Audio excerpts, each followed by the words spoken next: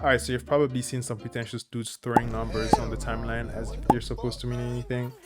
Well, they actually mean something, and today it is my job to teach you how to be that annoying dude, that pretentious dude, by giving you the keys to the number system. So what is the number system? Well, it's pretty much a system that assigns numbers to our chords so that we don't have to remember them by their chord names, but simply by the number that represents that specific scale. So for example, if you have a chord that starts on C major and then goes to F major and then G major back to C, then you can just think of it as 1 4 5 1. But it helps because it makes it easier to remember chord progressions and songs by ear instead of just cramming chord names in your head. And it also helps putting down ideas faster because now you can just know what you hear in your head. I'm hearing a 5, I'm hearing this or that. Alright, so let's say we are in the key of C major, which is already highlighted. We'll have the first note, which is C, and then D, E, F, G, A, B, back to C, but we don't have to include it there, so I'll remove it. So here are the 7 notes of C major. This also means that we have 7 chords as well, because we can build chords on top of these notes here. So how do we do that? Alright, so to build these chords, you have to understand the basic components of a triad. So you have the roots,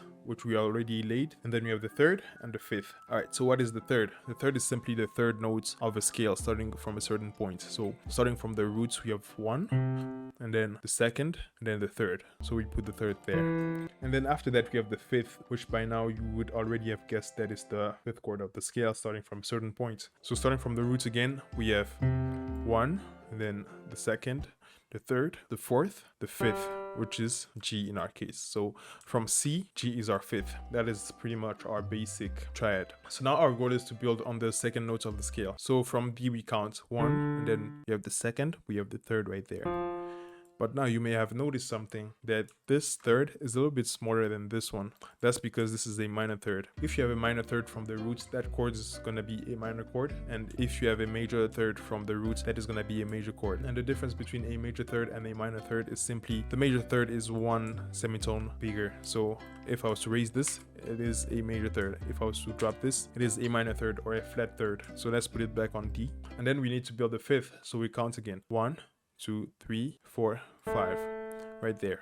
So I'm going to do that for all the notes and then we're going to proceed. So now we have all the diatonic chords, which means the chords that are in the key of C. That doesn't mean you have to stick within the key. Feel free to go out the key anytime you want. But these are the chords that are necessary for me to put the system into your skull. All right, so let's get into it. So this is the 1, which is C major, which is also the tonic, or the chord that is going to feel the most resolved in our case, because a lot of these will have various level of tension, but the most resolved is always, not always, but in most cases is gonna be C, because context matters. So now we have C major as the 1, D minor as the 2, E minor as the 3, then F major as the 4, G major as the 5, A minor as the 6, and then B diminished as the 7.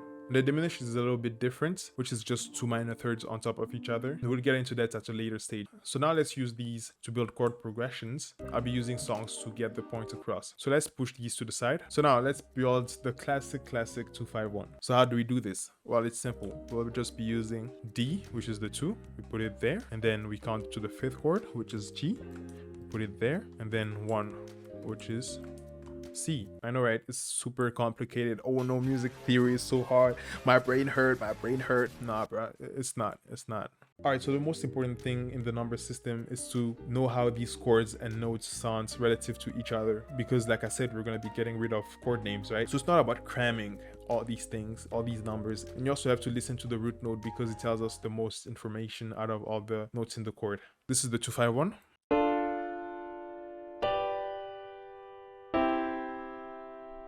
And the example I have for this one is Kiss Me More by Doja Cat and Caesar.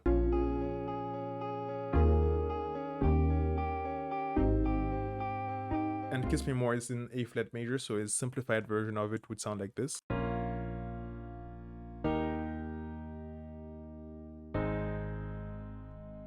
And then there's another chord, but I won't be covering it. You'll figure it out on your own. That's your homework. And you may notice that a lot of these chords are quite cheesy, quite boring, but these are the necessary steps to go through before getting to the advanced stuff. So don't get too big for your boots.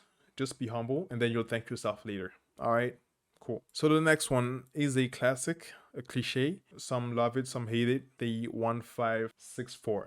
We have the 1 right there, and then we count to the 5. 1, 2, 3, 4, 5. And then we have the 6, which is A. And then we have the 4. So this is how it sounds.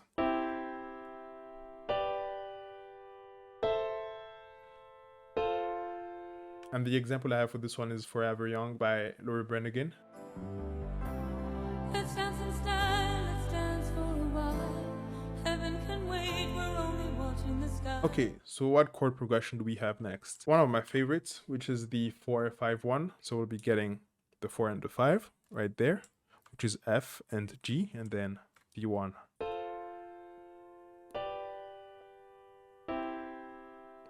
And the example I have for this chord progression is one of my favorite songs right now, which is Annie by Dijon, and it's just a banger. But it's a little bit different because it starts on the 1 and then goes to the 4, 5, then back to the 1. But it's the same concept.